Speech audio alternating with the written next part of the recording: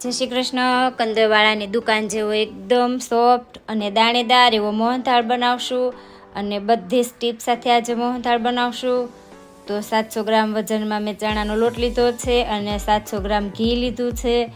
તો ચણાનો લોટ આપણે કરકરો હોય એવો લેવાનો. તો અડધી વાટકી દૂધ અને અડધી વાટકી આપણે ઘીને મિક્સ કરી અને ગરમ કરી લઈએ. તો નોર્મલ જેવા ગરમ કરશું. હવે લોટને એક મોટા વાસણમાં લઈ લઈએ. તો ઘી અને દૂધ જે ગરમ કર્યા છે એને એડ કરી દઈએ અને હાથેથી સરસ ધાબો દઈ દઈએ. તો લોટના બધા જ કણને ધાબો લાગે એ રીતે સરસ ધાબો બંને હાથેથી દઈ દઈએ. તો મુઠ્ઠી વળે એવો ધાબો આપણો તૈયાર થયો છે. હવે એક બાઉલમાં લોટને લઈ લઈએ. તો આ રીતે દબાવી અને 20 મિનિટ માટે આપણે રહેવા દેશું, એટલે બધા જ લોટના કણને સરસ ધાબો દેવાઈ જાય. તો 20 મિનિટ જેવું થઈ ગયું છે. તો બાજરીનો મેં આક લીધો છે, એનાથી લોટને આપણે ચાળી લઈએ. તો લોટ આપણે થોડો થોડો કરી અને લોટને ચાળી લેશું.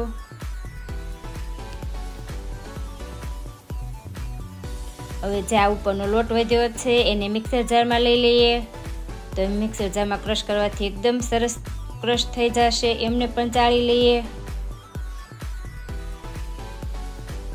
હવે એક જાડી પેન લઈએ, એમાં ઘી પહેલાં એડ કરીએ. તો ઘી આપણું ઘણું ખરું ગરમ થઈ ગયું છે. હવે લોટ એડ કરી દઈએ. તો આ રીતનું આપણું બેટર તૈયાર થયું છે. ત્યાં થોડું ઘાટું દેખાશે, પણ જેમ લોટ શેકાતો જશે એમ ઘી નીકળશે. તો 5 મિનિટ જેવું થઈ ગયું છે. તો લોટમાંથી ઘણું ઘી દેખાય છે અને લોટ હળવો પણ દેખાય છે. તો ગેસની ફ્લેમ એકદમ સ્લો રાખવાની છે, મીડિયમ પણ નહીં ને હાઈ પણ નહીં. તો ગેસની ફ્લેમ સ્લો રાખી અને 20 થી 25 મિનિટ માટે આપણે લોટને શેકાવા દેશું.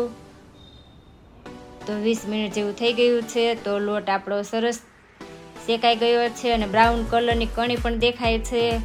તો અત્યારે આપણે માવો એડ કરશું.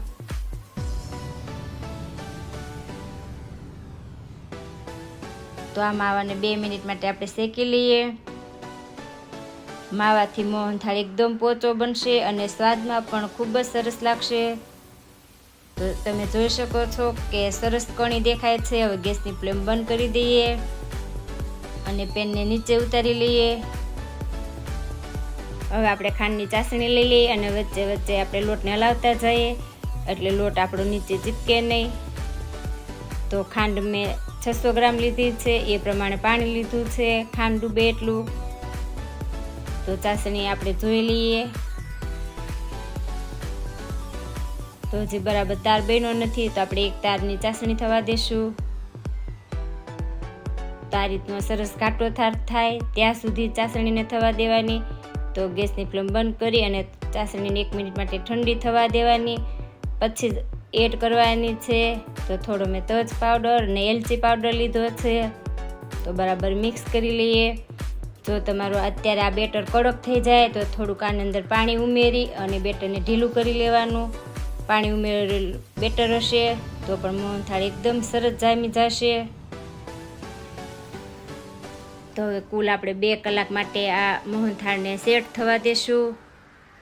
તો ઉપર તે આપણે ડ્રાયફ્રૂટ્સ લઈ લઈએ, બદામ, પિસ્તા, કાજુ અથવા ચારોલી, તમે કોઈ પણ ડ્રાયફ્રૂટ્સ એડ કરી શકો. તો 1 કલાક જેવું થઈ ગયું છે. હવે કટ કરી લઈએ. તમારે જેવા પીસ કરવા હોય એ રીતે પીસ પાડી લેવાના. તો કુલ મેં 2 કલાક મોહનથાળને સેટ થવા દીધો છે. હવે આપણે પીસને ઉઠાવી લઈએ.